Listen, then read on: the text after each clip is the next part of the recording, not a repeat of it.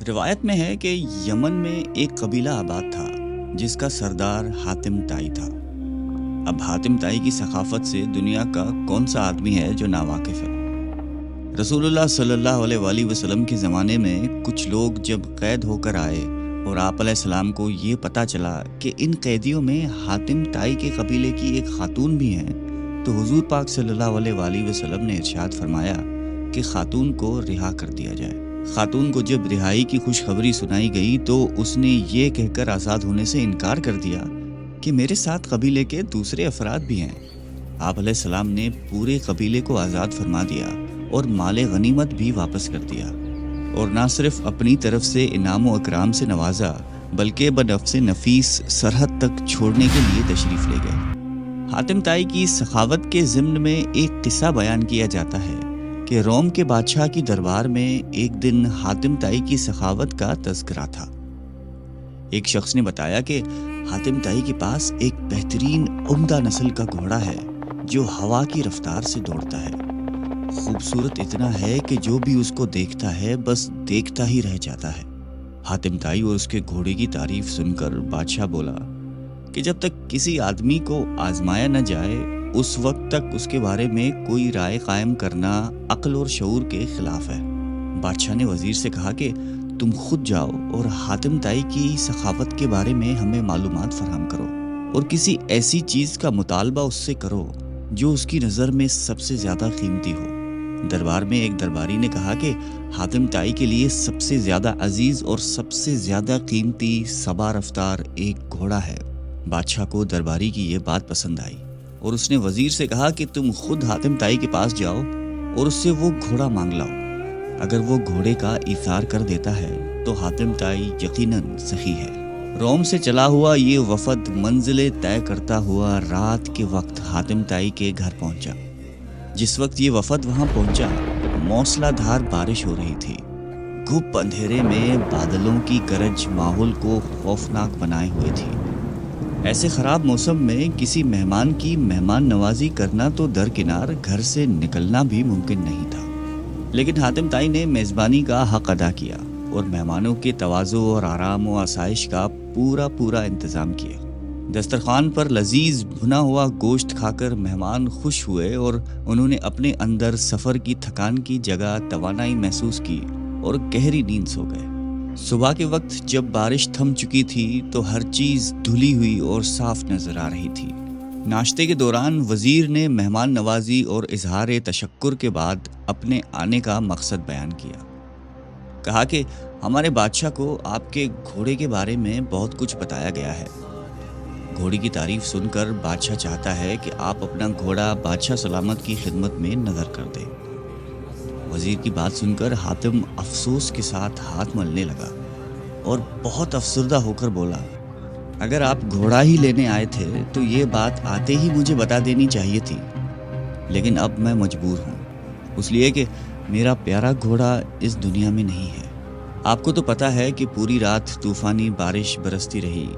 میرے لیے یہ ممکن نہیں تھا کہ چراگاہ یا کسی اور جگہ سے کوئی جانور منگوا سکتا، لہٰذا میں نے اپنے گھوڑے کو ذبح کر دیا اور اسی کا بھنا ہوا گوشت دسترخوان کی زینت بنا تھا۔ وزیر حاتم طائی کی یہ بات سن کر حیران رہ گیا۔ بادشاہ سلامت کو جب یہ سارا واقعہ جا کر سنایا تو اس نے بھی حاتم طائی کی سخاوت کی بڑی تعریف کی۔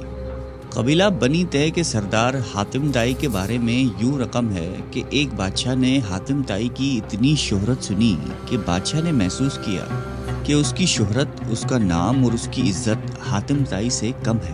بادشاہ کا دل بغض اور حسد سے بھر گیا۔ اس کے دل میں یہ وسوسہ آ گیا کہ جب تک حاتم زندہ ہے مجھے حاتم سے زیادہ عزت و شہرت نہیں مل سکتی۔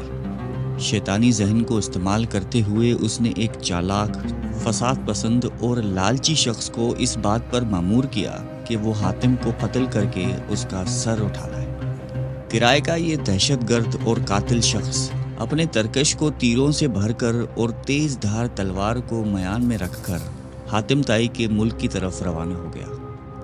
جب وہ حاتم طائی کے علاقے میں پہنچا تو اس کی ملاقات ایک خوش گفتار، خوش مزاج اور بڑے ہی پرسکون شخص سے ہوئی۔ یہ شخص کرائے کے قاتل کو مسافر سمجھ کر اپنے گھر لے گیا اور ایسے پیار اور خلوص سے اس کی تواضع کی کہ کرائے کا قاتل اس کا گرویدہ ہو گیا۔ دوسرے دن جب مہمان نے رخصت ہونا چاہا تو خوش گفتار اور خوش اخلاق میزبان نے اصرار کیا کہ مہمان ابھی چند روز اور قیام کرے اور مزید خدمت کرنے کا موقع دے۔ کرائے کے قاتل کے دل میں میزبان کی تکریم اور بڑھ گئی۔ اس نے کہا کہ مجھے ایک ضروری کام درپیش ہے، اس لیے میں زیادہ دن نہیں ٹھہر سکتا۔ میزبان نے کہا کہ آپ وہ کام مجھے بتا دیں، شاید میں آپ کی کچھ مدد کر سکوں۔ کرائے کے قاتل نے رازداری سے کہا کہ بادشاہ نے مجھے حاتم طائی کو قتل کرنے کا حکم دیا ہے، اس کے سر پر بڑا انعام مقرر کر دیا ہے۔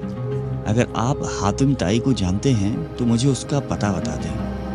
یہ سن کر میزبان مسکرایا اور عاجزی کے ساتھ جھک کر کہا کہ میں حاتم طائی ہوں، آپ اپنا کام شوق سے پورا کر سکتے ہیں، کیونکہ اگر یہ کام آپ اسی وقت پورا نہیں کریں گے تو پھر لوگ دیکھ لیں گے اور وہ مذمت کریں گے اور آپ انعام سے محروم رہ جائیں گے۔ حاتم کی یہ بات سن کر کرائے کا قاتل اپنے میزبان کے پیروں میں گر گیا۔ اس نے اپنی تلوار اور تیروں سے بھرا ہوا ترکش پھینک دیا اور کہا کہ ایسے معزز سردار کے جسم پر پھول مارنا بھی گناہ عظیم ہے۔ سخاوت کے بارے میں ایک مجلس میں حضور قلندر بابا اولیاء رحمۃ اللہ علیہ نے فرمایا کہ ایک شخص حضور صلی اللہ علیہ وآلہ وسلم کی خدمت اقدس میں حاضر ہوا اور اس نے عرض کیا کہ یا رسول اللہ، مجھے شہد چاہیے۔ آپ علیہ السلام نے فرمایا کہ عثمان کے پاس چلے جاؤ۔ جب یہ شخص حضرت عثمان رضی اللہ تعالیٰ عنہ کی خدمت میں پہنچا تو وہاں بہت سارے اونٹ بیٹھے ہوئے تھے اور گیہوں کی بوریاں لادی جا رہی تھیں۔ اس شخص نے دیکھا کہ ایک بوری کا منہ کھل گیا اور اس میں سے چند کلو گیہوں زمین پر گر گئی۔ حضرت عثمان رضی اللہ تعالیٰ عنہ نے جب یہ دیکھا تو انہوں نے اپنے ملازم سے باز پرس کی اور اس کو ڈانٹا ٹپٹا کہ یہ گیہوں زمین پر کیوں گرا ہے۔ آنے والے شخص نے یہ دیکھ کر واپسی کا فیصلہ کیا اور پھر آپ علیہ السلام کی خدمت میں حاضر ہوئے اور فرمایا کہ یا رسول اللہ، مجھے شہد چاہیے۔ حضور اقدس صلی اللہ علیہ وآلہ وسلم نے پھر یہی ارشاد فرمایا کہ عثمان کے پاس چلے جاؤ۔ سوالی شخص نے ساری کارگزاری بتائی۔ آپ علیہ السلام نے پھر بھی فرمایا کہ عثمان کے پاس چلے جاؤ۔ یہ شخص دوبارہ حضرت عثمان غنی رضی اللہ تعالیٰ عنہ کی خدمت میں حاضر ہوا اور ان کے ملازم سے شہد مانگی۔ ملازم نے حضرت عثمان رضی اللہ تعالیٰ عنہ سے کہا کہ اس آدمی کو شہد چاہیے۔ حضرت عثمان غنی نے فرمایا کہ اسے شہد دے دو۔ ملازم نے برتن مانگا۔ آنے والے شخص نے کہا کہ میرے پاس تو برتن نہیں ہے۔ ملازم نے پھر حضرت عثمان غنی رضی اللہ تعالیٰ عنہ سے عرض کیا کہ حضور، اس کے پاس تو شہد لینے کے لیے برتن ہی نہیں ہے۔ حضرت عثمان غنی نے فرمایا کہ شہد کا کپا اٹھا دو۔ آنے والے شخص نے کہا کہ میں کمزور آدمی ہوں، اتنا زیادہ وزن تو اٹھا نہیں سکتا۔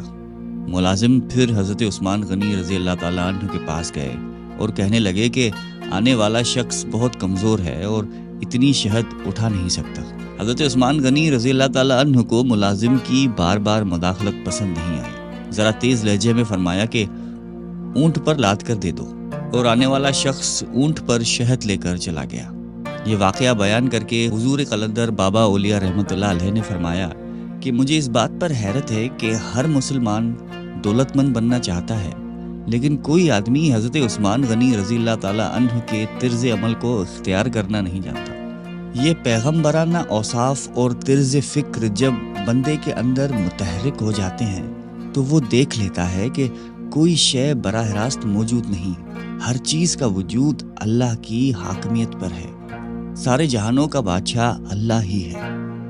انسان زندگی میں جس چیز کو حاصل کرنا چاہتا ہے تو ضروری یہ ہے کہ اس چیز سے متعلقہ لوگوں کی صحبت اختیار کی جائے، مگر ہم شیطان کی قربت کے کوگر ہیں تو شیطان کے اوصاف پسند کرتے ہیں، اور اگر ہم رحمان سے قریب ہونا چاہتے ہیں تو رحمان کی صفات اختیار کرنی ہوں گی۔ اگر آپ بھی اللہ تعالیٰ کی قربت اختیار کر کے کائنات میں ممتاز ہونا چاہتے ہیں تو اللہ کی مخلوق کی خدمت کیجیے۔ بلا شبہ محبت رکھنے والے لوگ اللہ کے دوست ہوتے ہیں، اور دوست پر دوست کی ہمیشہ نوازش ہوتی ہے۔ اللہ تعالیٰ آپ کو اور مجھے سخاوت کی صفات عطا فرمائے، آمین۔